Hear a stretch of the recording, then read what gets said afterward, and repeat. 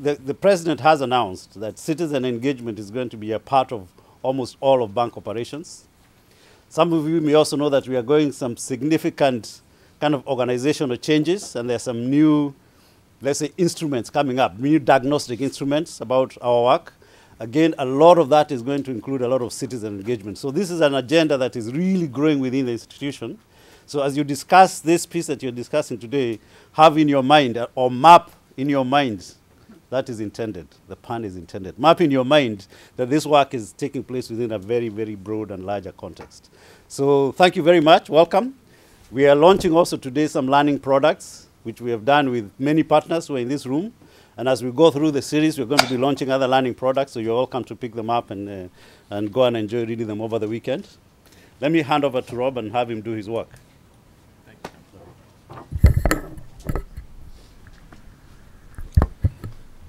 Well, join Robert in saying good morning and welcome. Thank you for making the time today. I want to say thank you to the panelists for joining us. I'll introduce them all in just a moment. And thank you, foremost to the bank as well, for hosting this event and giving us the space to talk about this topic today on maximizing impact.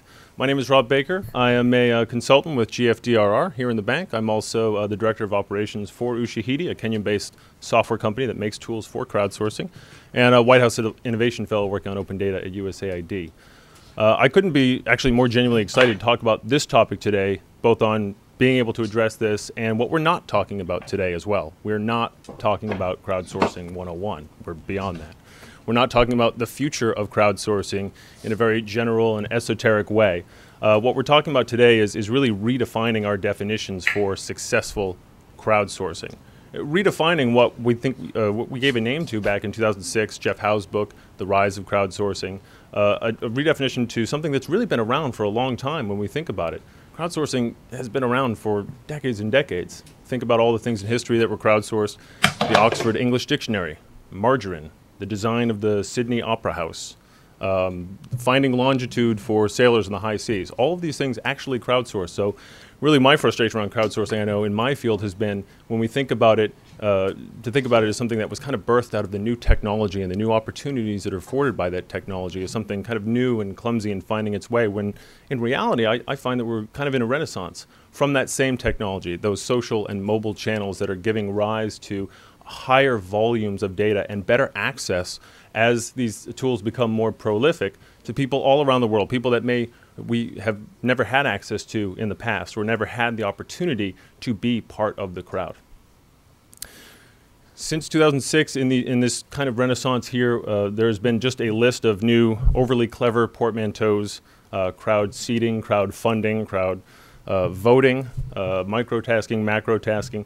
There has been so much research on this topic, on the intrinsic and extrinsic value of crowdsourcing, trying to find new incentives on how to engage the crowd in this way, and yet we find ourselves, for those of us who have been in this field for years, in the wake of so many failed crowdsourcing projects as well. The double-edged sword of that volume of data finds teams that engaged the crowd and couldn't overcome that, putting all of their efforts into just dealing with that volume and not so much in trying to find the true signal in all of that noise. It leaves us with very valid and real questions. I know ones that I've heard and still continue to address, as I know the panelists here do today. What is the inherent value of the data produced by crowdsourcing? Can these sources be trusted? Are they verified, unverified? And as such, the overarching question in all of this: can we take something that is perhaps a tactic, a methodology that is observational in nature, and truly make it observational? Can crowdsourcing lend itself to affecting change? Yes, it can. And that is kind of brings us to the topic today and what the panelists are going to address today in terms of how they, in their roles, in their organizations, through their work, have actually created effective change within their communities. Not simply in the communities as well, but through higher levels, government levels, city levels. So I will introduce them now, but with one last bit of housekeeping today. You'll notice we have our hashtags over here. Hashtag OpenGovNow, hashtag MapsForDev, hashtag digital engagement, hashtag citizen engagement, hashtag OpenGov. OpenGovNow, if you're going to use one, use that one, but all of them are open and we are monitoring them because we want to hear from you. We have our own crowdsourcing activity this morning. We want to ask everyone here I know we have a lot of talent in the room as well.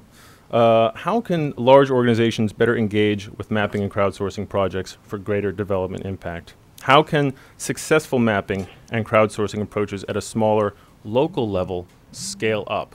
We want to hear your thoughts on this as well. So if you have any thoughts on that, feel free to hop on Twitter and include one of these hashtags, and our team will be monitoring this in a system that we will be curating those answers and providing the means afterwards and moving ahead to actually vote on some of those responses as well and kind of get a sense from the crowd here today. So please do chime in. And with that, and without any further ado, I shall turn it over to our panelists, who I'll introduce now. Briefly, I won't read the whole bios on the, there are full bios on the back of the introduction, the agenda for today. But we are joined today, I'll introduce them in the order in which they'll be speaking. Noel Ines is a senior procurement specialist in the bank's East Asia Pacific region. He has nearly 30 years of experience in the Philippines, and over half of which are in bank projects. And I love this list, from different sectors, from power, water, health, education, rural development, environment, mining, urban, and transport, including disaster rehabilitation. That is amazing. His work on geotagging has set a model for many of the work on transparency in the Philippines here. So that's fantastic. I can't wait to hear more. Cristiano Ferry Faria, a senior official in the Brazilian House of Representatives for 21 years, is now the head of the Hacker Laboratory, an institutional body of the Brazilian House of Representatives. And yes, you heard that right. There was House of Representatives and Hacker in the same sentence. That's amazing. I love that. Mikhail Marin is the co-founder of the Ground Truth Initiative and of the Map Cabera project. He's also involved with the OpenStreetMap Foundation, president and founder of the humanitarian OpenStreetMap team. And Nithya Rahman is the founder and director of Transparent Chennai, which creates maps and information about neglected civic issues to support advocacy by and for the urban poor in India, where she's been working for nearly a decade. So without any further ado, I shall turn it over to Noel, who is one of our two speakers joining us virtually today from the Philippines. So Noel, the floor is yours.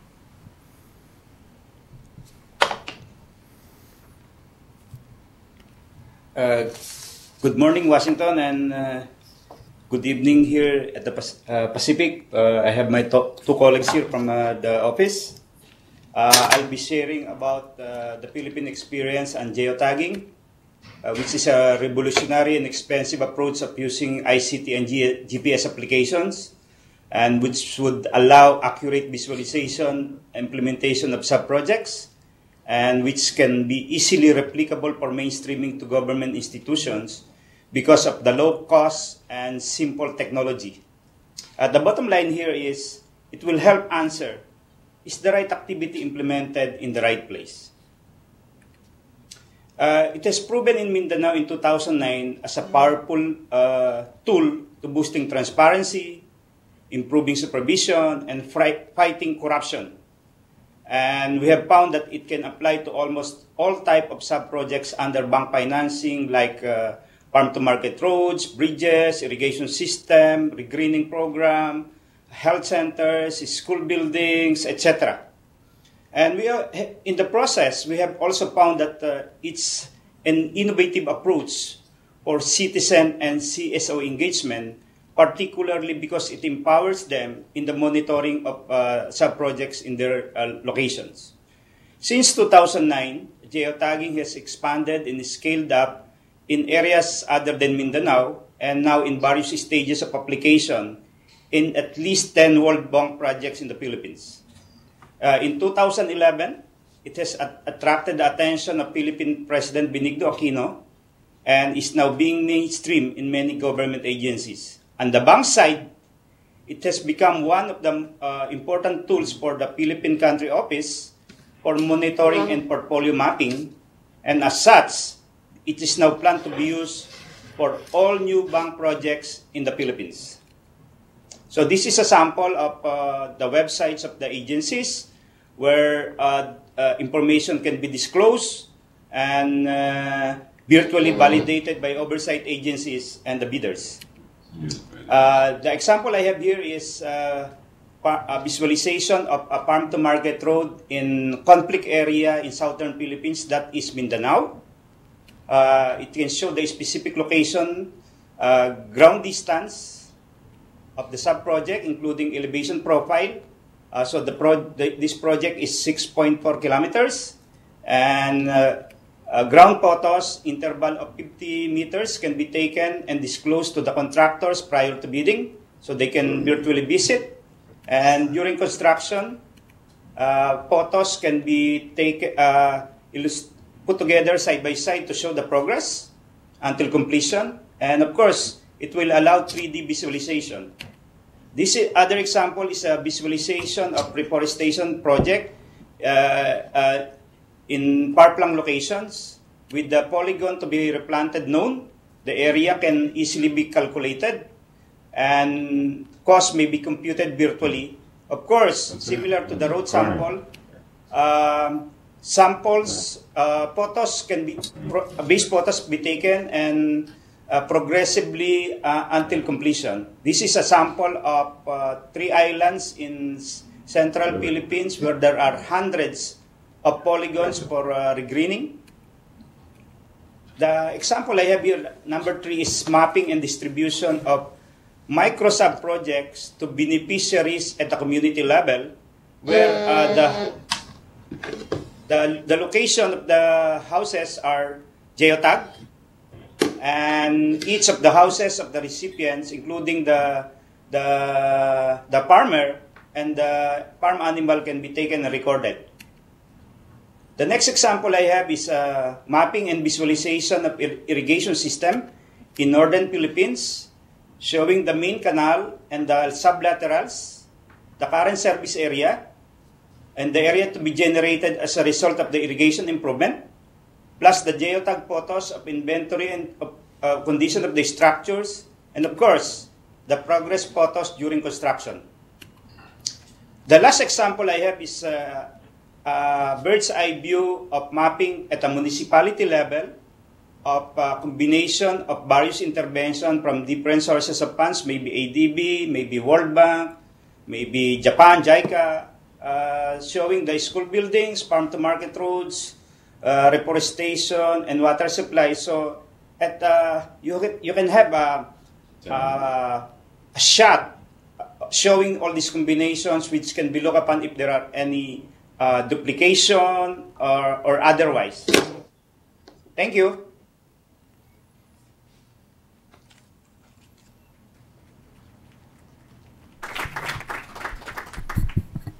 Thank you, and thank you for doing that on time. 5 minutes, well done. Cristiano, we are going to flip over to your slide. Hello, thank you, Rob, and hello to everyone. We just finished the carnival time this week in Brazil, so I'm gonna present to you my experience in this carnival spirit in Brazil, in this sunny Brasilia here down in the tropics. Right. So we have this pretty new project, Hacker Laboratory. It's a little bit crazy project, but the idea is to have a part a bureaucracy, I would say a more agile bureaucracy, and part a hackerspace. And we're gonna see what's gonna happen with this weird marriage. And one thing we do here, it's just facilitating the crowdsourcing for lawmaking. And as we don't have much time, I'm gonna show a pilot very briefly about the Internet Crime Regulation Bill. It's a kind of cybercrime bill. There was an intense discussion about that in Brazil the last 2 years. So what we do here is based on this portal, edemocracia.leg.br portal. It's a portal for participation in lawmaking. It's an institutional portal that was developed by the House of Representatives in Brazil. And the main idea is to engage people to discuss lawmaking with representatives. We create some virtual community on those typical legislative issues like health, security, and whatever.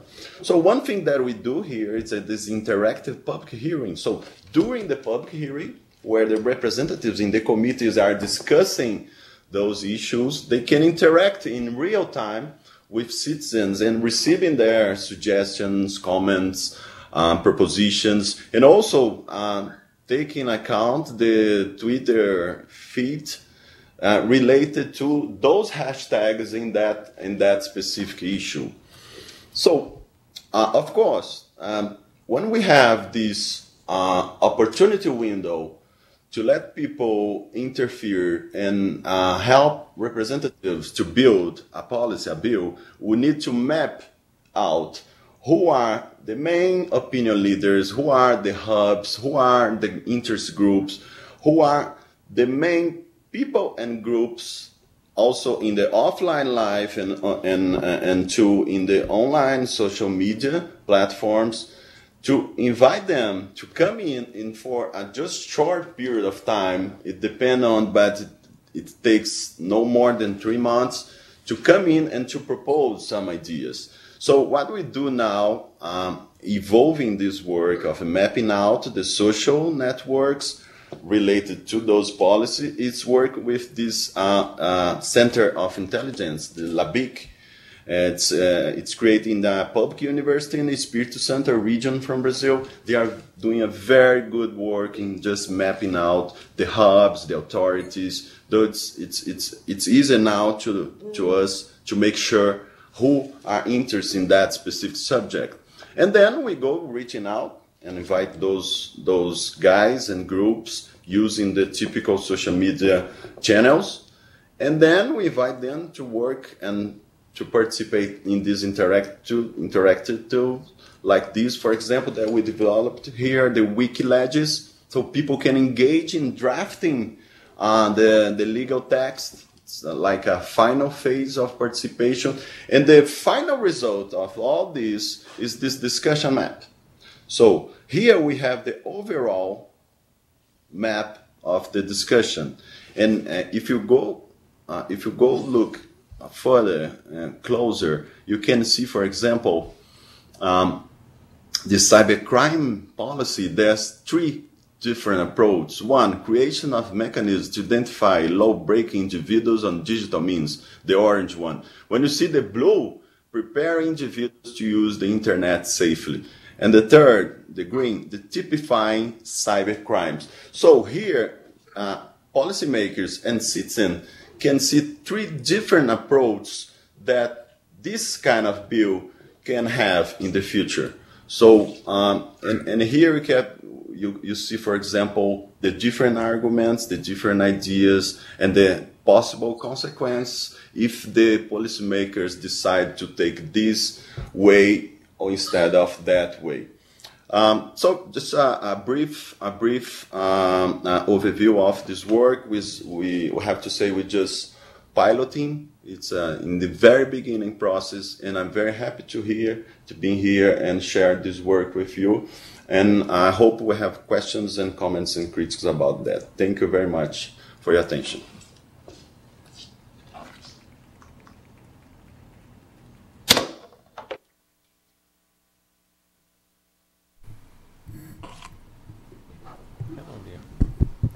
Hey, good morning, everyone. Good evening, everyone. I'm very excited to see this publication published. It's a long time coming. Been quite a journey for it. I've been recommending a draft version of this publication for over 2 years as a really good introduction to the kind of work that I do. And I'm glad that it's in some part led to the discussion today, which is, I think we can get into a lot more detail about this kind of work. Before I make a number of points, I wanted to share 2 quick example projects by friends. First, the La Boquilla project in Colombia. This is a community of fishermen whose livelihoods and land security was threatened, maybe still threatened, by tourism development nearby. They mapped by canoe their community and used that data to negotiate changes to the development plan and win concessions and secure land rights. Another project, Info Amazonia Rivers Project, tracing the low and high water boundaries of the Amazon from frequently updating satellite imagery, coupled with ground truthing by communities on the ground to make sure that that remote mapping is correct and enhance it with environmental measurements of the river. We're here to maximize, like SpongeBob here, and I've been asked a number of times over the years, how do you scale up a project from one neighborhood to, say, entire country, 12 countries? It just doesn't work like that. This kind of community projects are not something you can simply make bigger. They certainly can grow and grow very fast, as evidenced by the OpenStreetMap project as a whole, but it's quite a different dynamic than just multiplying the figures that you had for a smaller project. So it takes quite a different approach. And a lot of that has to do with the communities operate on a different time scale and a different parameters entirely from large institutions. So this is a graph of board approvals, World Bank projects. I don't think it's particularly a better time of year in May and June for communities to have projects starting, but that's what happens. So communities exist before and after projects start, and they somehow don't fit exactly with how large institutions operate. How can the two meet in the same place? Mapkibera is an example of this. Mapkibera started over 4 years ago. We've been through a number of different funders and projects, love them all. And, but the thing that was hard for everyone to understand is that it wasn't until this project, I think, that we really had complete delivery of the promise of communities connecting to the government and service providers and having an impact at that level in the national media and especially in the community. It takes time to figure out how technology can adapt into an individual community. And it's really important to understand incentives. No project that I know of in this space has been purely volunteer. It's a myth. And that's true of everything. We all want to do better for our communities, for the greater good, but even all of us included also have to earn a living. And that's especially true in places facing a lot of poverty. And we certainly don't want to get into the position where we're paying sitting fees to fill up an audience with usually not cars for everybody, but just so you can take a picture to show, oh, we had great attendance at our thing. Finding the balance there is really tricky, and there's no simple answer. It's something you always have to grapple with at every project. But I think one of the incentives we can see in OpenStreetMap is connection to a global network, a global community. Whether you're mapping in Jakarta, in the Philippines, in Brazil, or here in DC, you are editing the same database, and that's kind of profound. And it provides a way for people involved in the project to connect directly with each other. We're truly a community, and this is one example. This is a picture of folks at the Kathmandu Living Labs who've been involved with GFDRR's Open Cities project, making maps for the Philippines after Typhoon Haiyan. There's a kind of, I think, organizational role emerging in these global networks. Infomediaries, I don't know if that's the right term, but organizations which are part connected to these global networks, but very much embedded and based in communities and really understanding of the local political context and can make that connection between the two. So organizations like Transparent Chennai, like Mapkibera, like Kathmandu Living Labs, which can be that intermediary. This is a picture from the Tendale project, yes, another presentation at the World Bank featuring Tendale. And while an excellent project, we don't have like an organizational basis there to push that forward. And I think that's kind of been the missing ingredient with that project. And OpenStreetMap is a community that anyone can get involved with, and I think it's especially important for people developing projects to just try it out. It doesn't always happen. It takes 30 minutes, 60 minutes. I can show you later today if you want how to map an OpenStreetMap, and having that hands-on experience makes all the difference, I think, in understanding how these projects really work and what you're asking people to do. So I'll finish with two requests and then kind of my overall question. One, it is just not interactive community mapping projects like OpenStreetMap and Google MapMaker. No one uses Google MapMaker for this. OpenStreetMap 1, stop hedging. This is Sochi. And it's just one example where OpenStreetMap is doing well. Coverage, sure, is great. But it's the engagement which really makes a difference. The other request, update contracts, intellectual property clauses to account for commons-based knowledge production. We're creating open source software and open data, and it always says something about all the products of the work being owned by the funder, which, you know, you have to go through that discussion every time. Let's fix this once so that by default, maybe projects are producing content for the commons.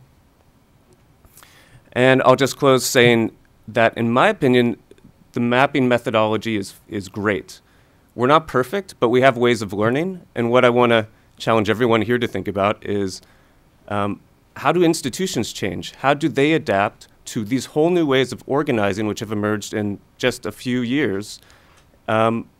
I heard earlier the World Bank is undergoing some organizational change. Perhaps it will be somewhat in response to the kinds of communities we see in OpenStreetMap. Thanks.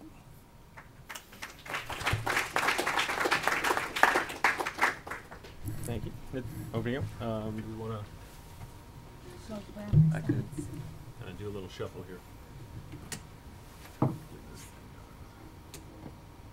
You can just forward them for me. Yeah, just let me know. That's right. Okay. Thank you. That horrific picture can be. Thank you so much for having me here today. Transparent Chennai is an action research group that I started and it launched in October of 2010. Our mission is to collect and create information about issues facing the urban poor and to work with what we now think of as quote-unquote de facto planners.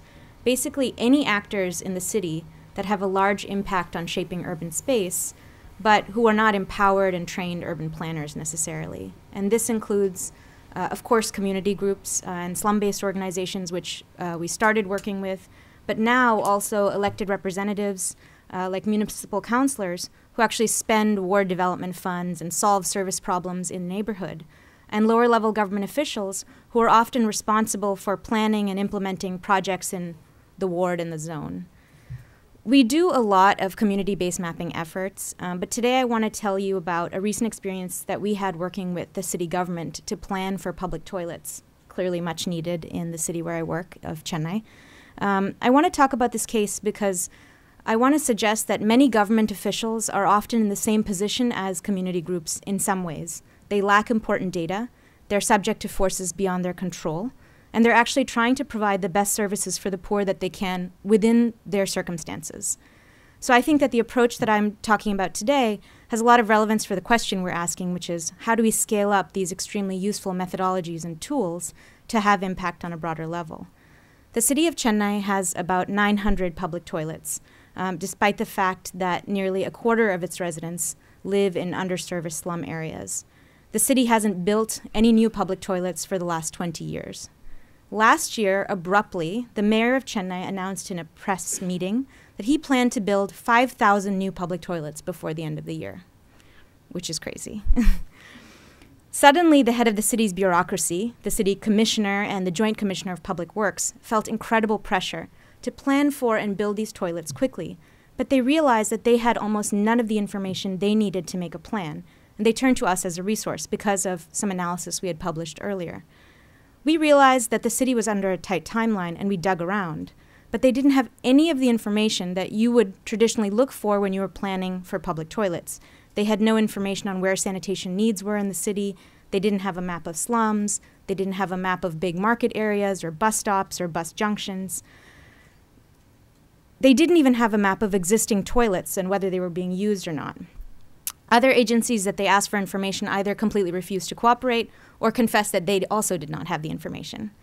However, as we spoke more and more to government officials, we realized that the city had an incredible resource that was currently not being used for planning, their own junior engineers. These are municipal employees who were in charge of 2 to 3 wards each, and most of whom had an encyclopedic knowledge of the wards under their control.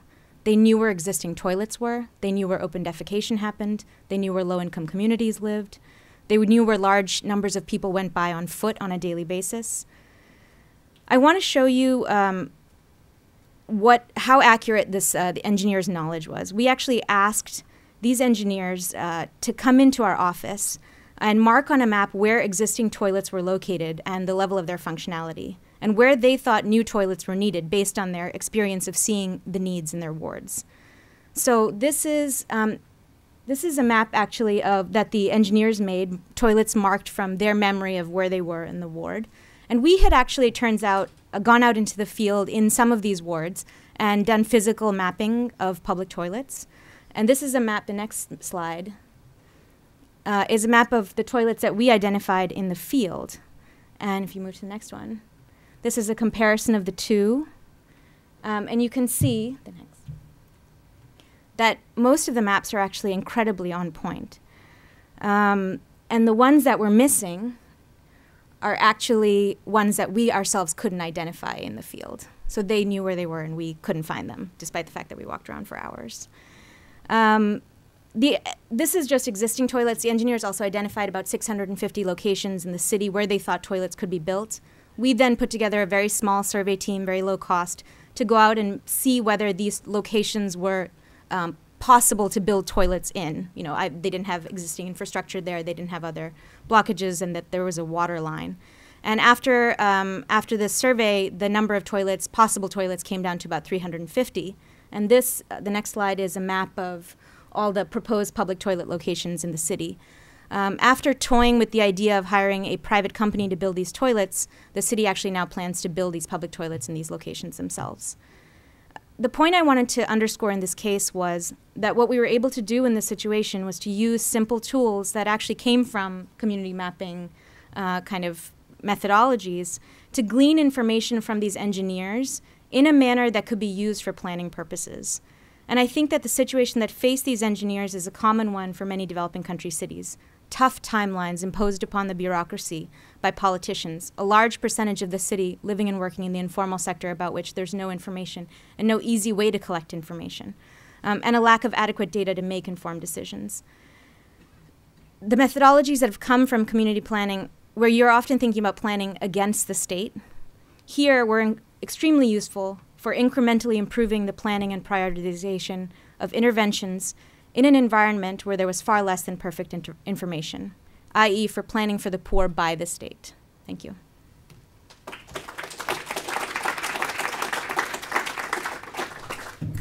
Excellent. Thank you all so much for wonderful presentations and to truly getting to that point of underscoring the need here to underline how these crowdsourcing aren't just around digital engagement, public engagement, but truly taking this to that next step of integration with these services, with city services, government services, with larger organizations that can actually implement that change and make a true difference in those communities. To that point, as we begin to open it up for questions here, let me just quickly follow up now with putting that same question that we posed to the audience here, and we still, of course, welcome your feedback using the OpenGovNow hashtag. Let me ask you all this, and I will say we're a tiny bit behind, so do please be brief. Any additional thoughts from anyone on how can large organizations better engage with mapping and crowdsourcing projects? How can larger organizations help to close the feedback loop when it comes to involving crowdsourced information? Maybe we could start here with Mikkel, with Nithya, and then turn it over to Cristiano and Noel. I don't know how to answer that generally. I'm hoping we come up with some answers today, but I think there are some good examples to pull from within the bank, and I especially want to highlight the Open Cities project, the GFDRR, because it's not that they just set up a project that involved some, data collection. They are fully involved in the community itself, and they're contributing to the community, not just to the project objectives. Part of the project objectives is growing something that is kind of a little bit outside of their control, and figuring out how to contribute to something bigger that you don't know what the end result is going to be, I think is quite a brave, brave step for them. I think my presentation probably answered this question, so why don't I let the others? Cristiano, anything to add? Yes. Yes, I do believe large organizations can take a lot of advantage from crowdsourcing. And thinking about, for example, the Parliament, we have about 200 consultants in policy making here. So they're very experts in those subjects.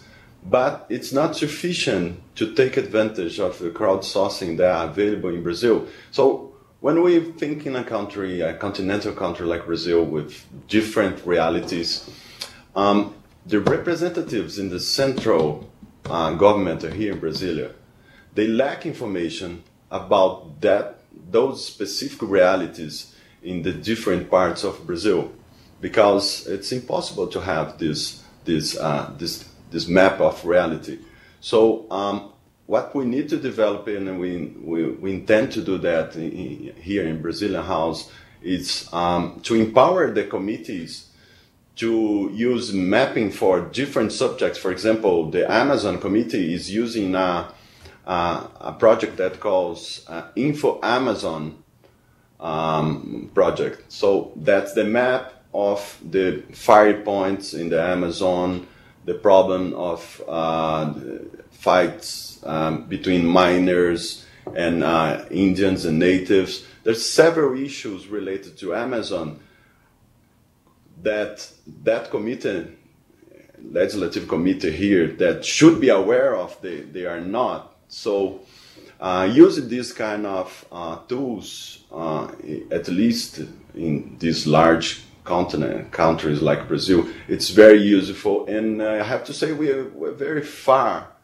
to take a whole advantage of those tools. So I have to say we, at least here in the Brazilian House, we are in the very beginning of have contact with this crowdsourcing intelligence. That's it. Thank you, Cristiano. Noel, any final thoughts on larger organizations helping to close feedback loops to be more involved? Yeah, before going into big organizations, I would like to start with the small organization, particularly the client countries and the implementing agencies we are working with. Because primarily they are the users of the data. So first, before going there, the implementing agency should be convinced that this type of mapping, whether it's or crowdsourcing, is vital to them. The next step, of course, is within task team members, within the bank side, there should be consensus, no? That this is the way to go. There should be agreement between the bank team and the government team that this is the way to go. And of course, the user should be there for the feedback. When I speak of the users, it can be the local government units, the contractors, the civil society, and the community. And in all these things, the implementing agency or the government should be on the driver's seat, with the bank working on the background, advocating, convening, quality checking, spicing up, and influencing the scale-up. I think that's the role the bank should play, rather than imposing technology, specific technology. I think that's the way to work. Start small, then pilot, then scale up. Thank you. Thank you very much. More arguments for agile methodologies at the bank. I love it. And with that, let's open it up to questions from the floor. Who will be the brave soul to go first? Anyone? Mm-hmm.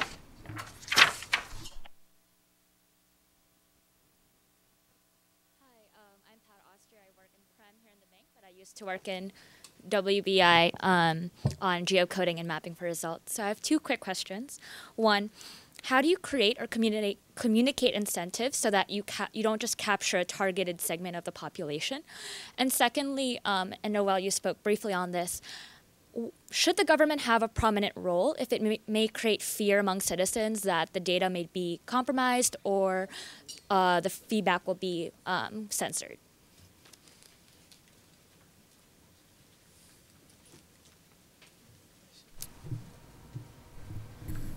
I'll actually take the second one. Okay. I do think there's a big role for improving the evaluation and analysis of the results of such activities. I'll just speak from the OpenStreetMap experience and Typhoon Haiyan. The American Red Cross recently did an analysis of the data quality that was produced by volunteers in the response. I will honestly say it wasn't perfect. I don't know if anyone, any organization, anywhere could have gotten it perfectly, but they did some very, very good analysis, which we haven't seen before, which allows us as a community and for future partners to then improve our processes and do things better.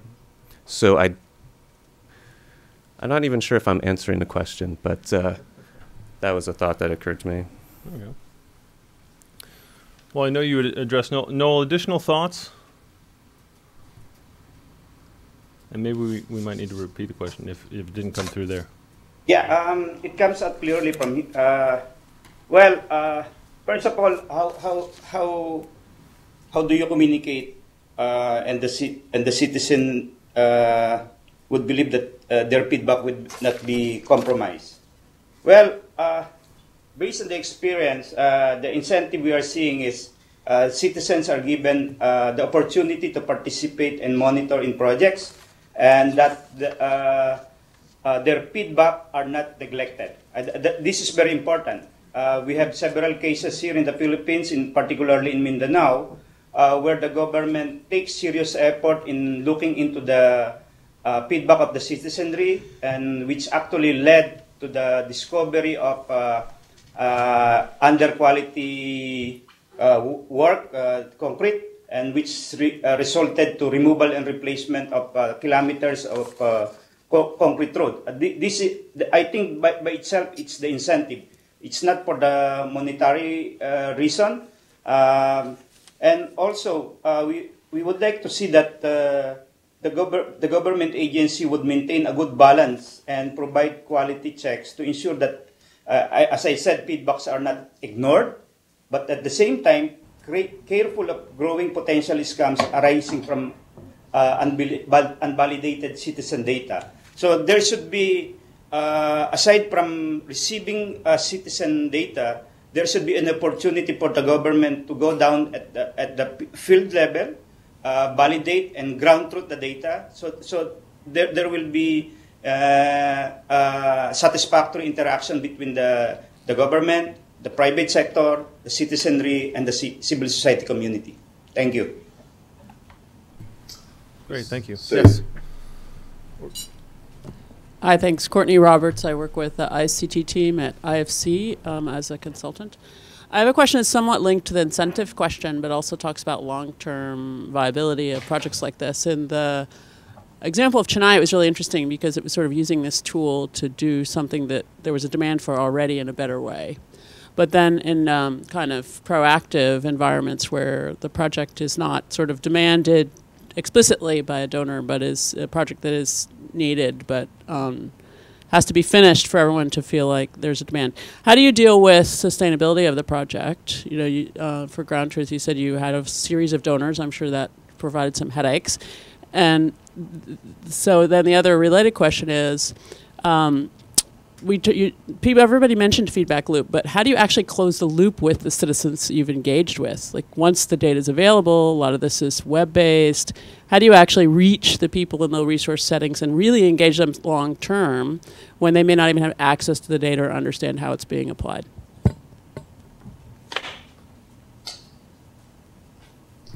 May I? Cristiano? Yes. Just want to say some comments about the last two questions. In terms of the communication incentives, what we do here in the house is, as you may know, Brazil, it's very asymmetric. There's a part of Brazil is in the very first world. There's a part of Brazil is in the third, the fourth world. So when we put a portal to let people, to invite people to engage in policy-making process, it's, of course, we know we are excluding, taking apart a very important part of Brazil. So what we start to do to compensate that is open different channels with different incentives to let people participate. For example, there is a free calling number that anyone can call and complain, set some question, comments to Brazilian House. Also, people can send some letters, and we have a process to read those just basic letters So when we have those different channels that are useful for different publics of participation, we can have a more democratic environment to let people crowdsourcing this kind of projects, but at the same time, we increase the cost of those projects. And I have to say, this is a kind of the price of the new democracy, and we have to pay for that. And it has been very hard to convince the policymakers, the decision makers here in the Brazilian government, that we need to invest money, invest resource to create a new ecosystem to let those projects in terms of crowdsourcing work and be entrenched in the bureaucratic and political process in the system. I think this is an important issue. And that, of course, is related to the other question regarding the sustainability that we should address. And another thing I want to say about the looping, how to close the looping, that to make sure those citizens they participate in what the result of that. What we do here in the Brazilian House, in the Hacker Laboratory, is after the final result, we send an email and we publish and broadcast a kind of summary report of the whole crowdsourcing process to let people know that that's the result, and then they can follow and then track how the representatives will or will not going to use those content, those final reports. Thank you. Can I, Rob? Thank you. I think the question of long-term sustainability is an important one. For us, it's not something right now that I think we can think about very much, because currently, whether it's from citizens or from the government, there's very little demand for this kind of service, let's say, or this kind of information. It's only when you can prove that the information results in better outcomes or results in citizens being able to push for something that successfully that they didn't have before, or for the government to be able to plan toilets which are actually used all the time, that I think you'll see more demand from the government for this kind of thing. And I really like Mikkel's term of the infomediary, because I think in some senses that's the role, that's our job, to kind of create these test cases and to create the demand that will eventually result in long-term sustainability of a project like this. I also think that currently in Chennai at least, when toilets were built, they were planned without any kind of information at all. And so any small step towards improvement in these kinds of planning processes is a significant step forward. And I think the more we talk about that, the more we think about that, the more this kind of thinking will be incorporated into government processes and citizen engagement processes. So on the first question about sustainability, I think actually the paper covers this a little bit. Like there's two kind of poles of operation, and any civil society organization I think has this struggle of sustaining themselves in responding to the funders and what donors are, their priorities, and also keeping their own agenda on track. So MAP Cabrera has fluctuated between those. You have to be proactive in order to continue something, but then you need to be able to enlarge what you do in order to find the resources that match what you want to achieve. I think part of that puzzle is identifying these new kind of organizations as worthy of support, because they are kind of new players in civil society organizations. There's a lot of, I've seen entities trying to adopt technology, but really having as part of their programming, I think having entities which are really experts in technology, but also really understand the landscape, local landscape is key. How do we close the loop for people who are not online, which, say, in a place like Cabrera is the majority of people? For a lot of people, the answer would be SMS. It's not for us. You have to do a lot of offline work. We print maps, we paint maps on walls, or the folks in Kibera do. They attend community meetings for the election. They organize debates. They interviewed candidates. I mean, that's the kind of like democratic stuff which never occurred before in elections in Kenya. So it takes a lot more work. It's important to have the electronic stuff online, but also offline as well. Absolutely. Thank you. I want to turn it over to Twitter. As it came up right now, we are monitoring Twitter for questions, and Elena Stern is asking, what is the role of infomediaries in connecting the OpenStreetMap global community with policymakers?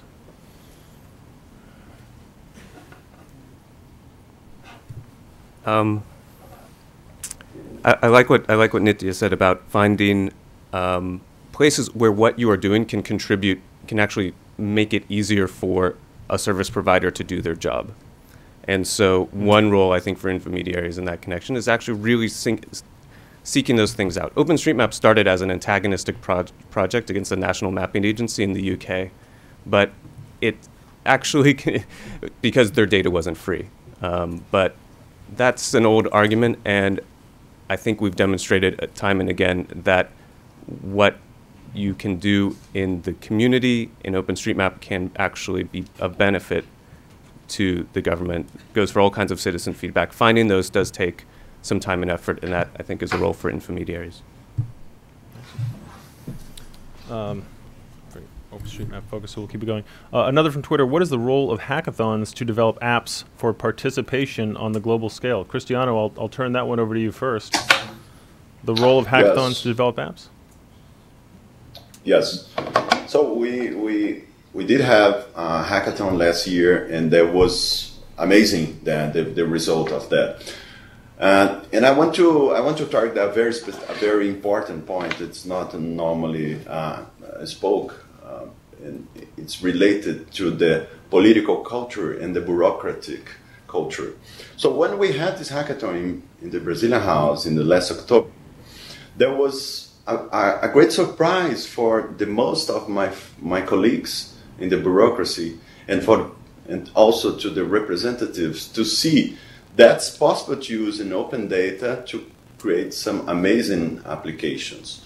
And what I want to say here is that people in general, of course, people in this room who's watching us is very aware of the open data policy, the open government policy, the democratic governance issues and whatever.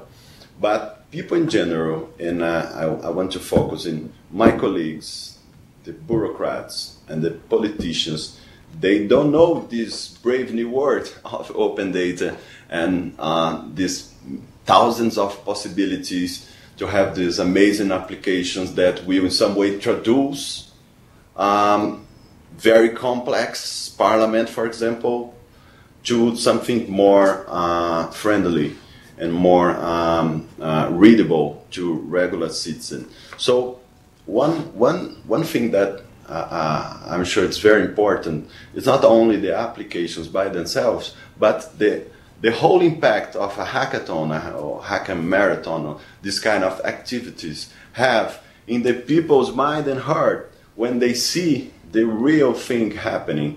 So it has been wonderful to see the impact of the hackathon in the Brazilian House. So I see the politicians and also my colleagues much more open to those kind of issues. Excellent. Mikhail, you're a hacker. Anything else to add on hackathons?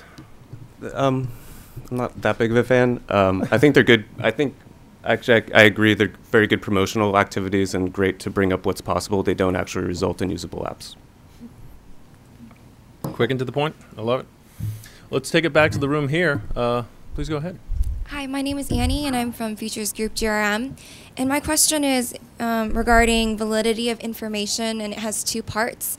It was partially addressed before, but I think in the Chennai example, having that valid focal point of information in that example coming from the junior engineers was really the vital point of ensuring that that information was there. And so my question is, what is your recommendation for finding that valid focal point of information where prior to you said those formal streams of information, they didn't exist. And then my second question is in regards to advocacy.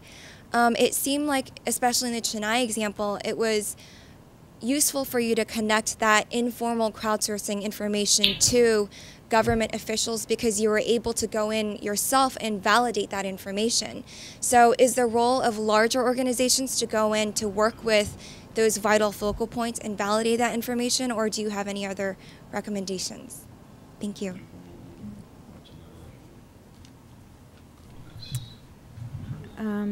I think opening up information gathering to a more participatory process can really help us find these focal points, as you say. I think particularly in an information-starved environment like the municipal environment in Chennai, I think finding these individuals is the key, and I think going down to the neighborhood level and asking residents that really live there for information is the way in which we've tried to kind of create information that's the most useful for planning. I actually didn't get the second question. I mean, in terms of, and if I'm having it correctly here, the role of larger organizations to validate the work too. I mean, validate as in kind of coming back to the work you've done. I think yeah. I mean, I guess I was a little bit confused because the use of the word validate can be, it can be used in different ways. But I guess in some senses, yes, we bring credibility to information that comes from unusual sources. So we brought credibility to information that came from junior engineers that's traditionally not considered by higher level officials, or the fact that we work with a neighborhood or a low-income neighborhood brings credibility to the information that comes from those places. So I think that's another important role that an infomediary can play. We were also called maptivists recently, so I feel like we're being really rechristened a lot, and I like it. So. Again, more of those clever portmanteaus. Love it. We'll walk away with that. I'd like to also pose that to Noel as well, given the work that you've done just over the past 30 years, and in contrast to the work for over half of that with the bank. The bank's role in involving citizens and having that level of validation, having that level of very top-level cover that the bank can provide to folks getting involved in these geotagging projects. Any thoughts on this, on the role of large organizations in validating work and the role they can play there? Thanks, Rob. I think in that regard, I'd like to give a perspective also of how geotagging works in project, and how the World Bank can help scale this up. In the experience we have so far, geotagging works in all phases of implementation, meaning from planning, identification, validation, linking this with the networks, and procurement, implementation, under closing. So it covers the entire stretch, and it's linked with the Philippine government electronic procurement system. That's the beauty of this. And in the process, at the identification level, people at the community will be consulted. So they will be shown the map, the route of the project, and then, of course, ground truthing by the agencies. They go down there, communicate with the people, communicate with the civil society. Probably civil society may include church leaders, school principals, and that's that's part of the process. And that's it. I think as we see all these things put together, and then from a different angle, we can push this through. Like what if this is happening in the project, we can scale this up. Say if it's happening in the Department of Agriculture, then the World Bank will be in a position to demonstrate and convince the other agencies, hey, this works well with this agency. Why it cannot work with your agency, or why cannot it work with other agencies, and advocate. And I think I will always use the word advocate. The bank should be able to demonstrate this and possibly get resources in terms of technical assistance. The more important thing at this is, and I try to put these things, no? In the geotagging in the Philippines, what we say is the bank planted the seed, but it's actually the government which watered and cultivated. So there should always be strong government ownership of whatever activity that will happen, that will be implemented, with the bank from behind, push, advocate to other agencies, including the other donors. I think that's the power of this. And so far, our also one of our strength as the bank is to convene support from other lending institutions as well as convene the civil society at the national level. So actually, after this event next week, we'll be convening an event with the national networks of civil society in the country, together with the government, as to catalyze the discussion between the government and the civil society to continue and work together and how to improve and where geotagging is now. What the government is seeing, as well as the civil society, is to go one level step where they are. Thank you. Thank you. We've got other questions lined up, so please go ahead. Hi, I'm Eva Schiffer, WBI Governance and Leadership Group. And I'm very impressed by everything that I saw, and it's great to have a panel of people with so much experience. So my question would be, if I wanted to, very excitedly start doing any of the work that you have done for so many years, what is the one or two things that I should not do? How can I set myself up for failure in this field? I'm going to hold everyone to that question. I love it. Who would like to go first? Good question.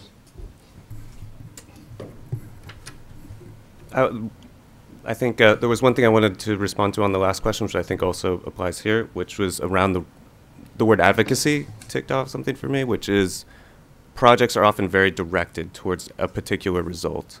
And I think as a result, individual people and communities are treated in the whole process simply as like data gatherers. It's actually inherent in this word feedback, which comes from cybernetics. It's like a notion of governance, like a thermostat has feedback. Is it appropriate for people? I think advocacy is something that people can also do, which is outside the role of any like particular functional need. So yeah, and that's something we try to incorporate in our work. We do data gathering is great. I love data, but then what use do you put to it? Well, there's certainly uses within governments, within World Bank. What use does the community want to put to it? One of the things that we always try to include is an element of citizen journalism, where try to train people to just simply express what the needs are of the community. That's a quite powerful exercise in itself. It unearths all sorts of interesting things, and I guess to the question, don't just focus on the functional requirement. See if there's ways of that engagement having effects outside of that deliverable. Cynthia, over to you. Yeah, I think it's easier to say what you should do, and I think you should move to the place where you want to work, and not be here. If you want to do that kind of project. And ideally, you should find people who see the utility of the tools that you're bringing to their existing demand-making processes. And I think that's probably the way in which you'll find the biggest success and take-up. Actually, great. Cristiano Noel, let's start with you, Cristiano. From the perspective now of large institutions, what not to do? How can we avoid pitfalls in crowdsourcing? Yes, I really love that question. And I would say, answer you, not saying the whole truth to decision makers. It's a kind of polemic sentence, but when we start with these open projects, crowdsourcing, which is very scary to old-fashioned decision makers in the bureaucracy, in the political system, we have to avoid to say the whole truth to them, the whole possible achievements that we can have with this project. Otherwise, they won't let you start with a pilot. That it seems to me very important, and I'm just now repeating what I Noel said early, that we have to start with those things very small, with pilot, and then we can try to scale up. And once we can just ask to decision makers a small support to start it up, experiment, a very small experiment, kind of inoffensive experiment. So now, step by step, we can get strength, we can get support to scale up. So it's kind of funny, but I would say not say the whole truth to decision makers, to just go easy. Excellent. Noel, anything to add on avoiding pitfalls, what not to do? What have you learned? Yeah, I think I would like to start with the technology because more often the thought of using mapping is always linked with the expensive high-definition imageries, proprietary hardware and software. I think we should avoid that pitfall, particularly from the donor side. And that's the first one, and which would intimidate, and not the technology should not be intimidating. It should be simple and should be understandable to almost all levels, from the top of the government to the local government units to the community. The technology and the approach should be laymanized. Of course, at the bank, we are always guilty on this. Crowding and ideas on how to do mapping. Among donors, we are guilty on this. Donor-driven technology, that's one. So it's difficult, no? How to, because say within the task teams or within various teams, crowding is always there. So the more important thing is not to work in silos, but to develop consensus building within the team.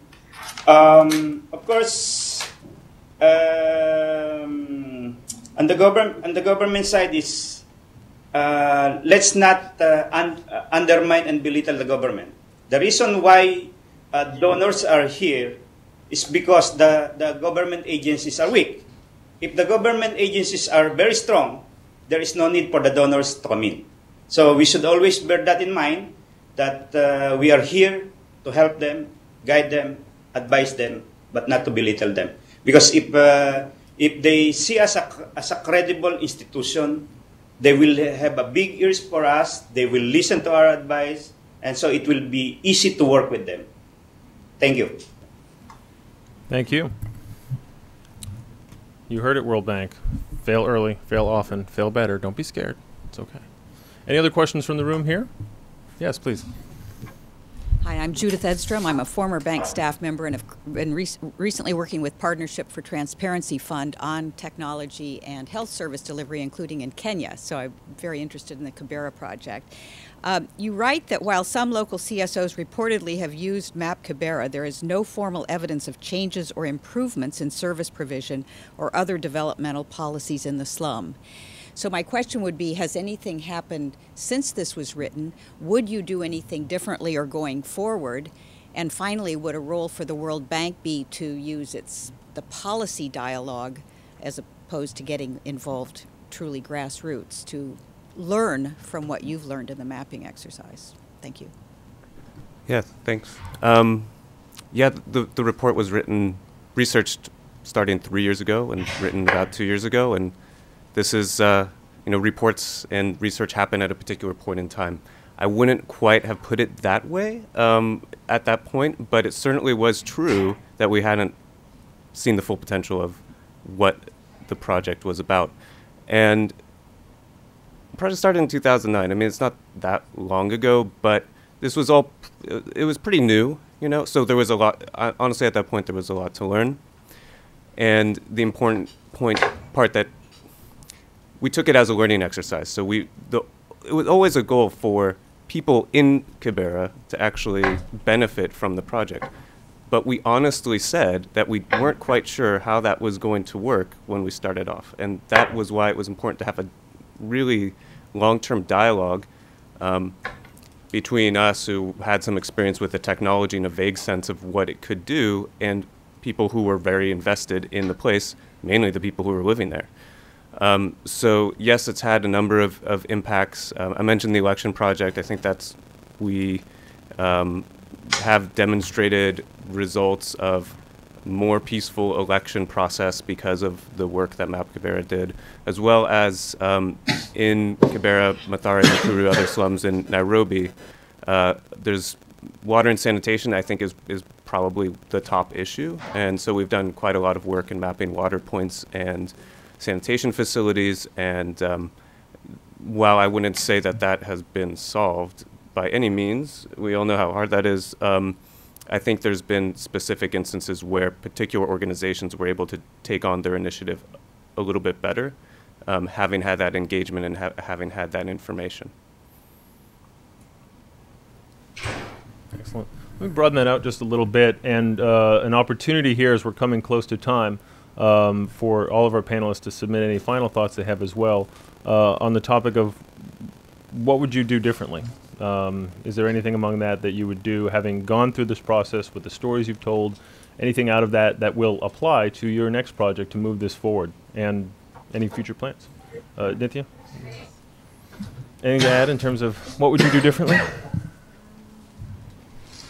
Well, I don't know if I would do it differently, but I am certainly glad that we have had the chance to move from a more adversarial relationship with the state to a more collaborative relationship. And I think that's been a big learning from our project. I'm not sure that we could have started out differently. I don't know that we would have had the enthusiasm and the energy in the beginning. Sometimes a good fight is what you need to get people moving. But I do think that I'm very, very happy that we're here now. Excellent. Noelle, I'll turn it over to you. The question of anything you would do differently as your work moves ahead. And any final thoughts as well? That's a difficult question, actually. What could we have done differently? Because as of now, the geotagging is progressing in scaling up and being picked up by the other national government agencies at the national level, including the president, which is very much different from where we are around 3 years ago, where there's a lot of skepticism.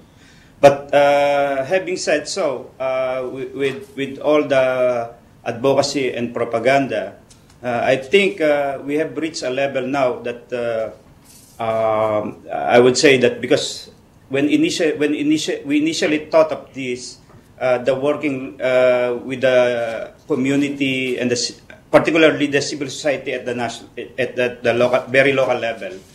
Now, what we are seeing is the power of the networks of the civil society at the national level, particularly in this country, where we have heard a lot of fraud, corruption, missing projects, etc., which are non-bank finance. So what we could have done differently, because probably the question that others may ask is, why just limit this activity to World Bank finance projects? So what we could have done, doing differently is we should be able to catalyze and influence the other projects and the other agencies which are not non-World Bank implementers. I think that's the way we are moving, and we would like to scale that up and also work with the other colleagues in the bank, the broader governance group, our PREM, and others who are in discussion with those agencies. Because when I'm still starting this, I'm looking at it from the procurement level. This is a procurement intervention, but what we are seeing is there's so much application of this in the project, which should be brought to the table with a bigger group within the bank. Thank you. Thank you. And Cristiano, final thoughts. Yes. So when we work in this e-participation portal that we call e-democracy in 2008, we launched in 2009, I think we made a mistake. We built that in a very secret way, like the typical top-down model. And we just launched the portal, and after that we start to receive suggestions from people and whatever. And of course, doing this, we received a lot of critics, and people in some way distrusted the portal because they didn't participate. They haven't participated in the building the portal. So what we do now, and we start to do, it's creating a more collaborative model of building things. I know it's going to be very challenging. It's lower than we have here because we have to open up to more people in different perspectives to participate in the process. But what we need to do now, our main target in the HACK laboratory, is try to put together these three dimensions: the political world, the bureaucratic world, and the social world. So I believe we have a point of intersection in these three worlds, and putting together these three actors, the politician, the bureaucrat, and the citizen, to build new platforms to help citizens interact to representatives, for example, or to build new applications to let citizens understand better the lawmaking process, for example. That would be a very interesting project that I'm very focused on that. And now I think I don't see any other way besides of that. Just sit down with different perspectives, from outside perspectives, inside perspectives, considering, of course, the political system, to build things together. That's my final point. I would say thank you very much for this opportunity. Thank you very much for my colleague panelists. I learned a lot about from your work, and I have to say to anyone that I'm very open to receive critics and comments and suggestions in these regards. We discuss it here. Thank you. Excellent. Thank you, Cristiano. And an excellent segue as we are at time. Certainly a lot more could be said and a lot more could be asked. I know I have a lot of notes here from that grassroots level of continuing to work on creating and demonstrating the value that's going to be inherent in this work to governments. From these higher levels, don't be scared. Be prepared to pay the price on what can be a great project if you're willing to kind of experiment and go out there and pilot some ideas as well. And for all of us, not to work in silos, but to be open and to operate in an air of openness here and to work together and always seek those opportunities as well. All of the materials, what we've curated off of Twitter, the materials, the presentations from all of our panelists will be coming with a blog and audio of the conference as well, will be made available on the OTA website. So for the link and everything, for the specific link, keep an eye out on Twitter using our OpenGov Now hashtag. We'll be able to broadcast it out on that. And keep in mind that this is, of course, the first in a series of events on digital engagement, the next one on April 9th. So Mark, save some time in the afternoon for your calendars for that. And we look forward to hopefully seeing everyone there and for another great discussion. Thank you again to the bank for hosting this, and a huge thank you, of course, to our panelists for making the time today on just excellent presentations and for all of your excellent work. So thank you all.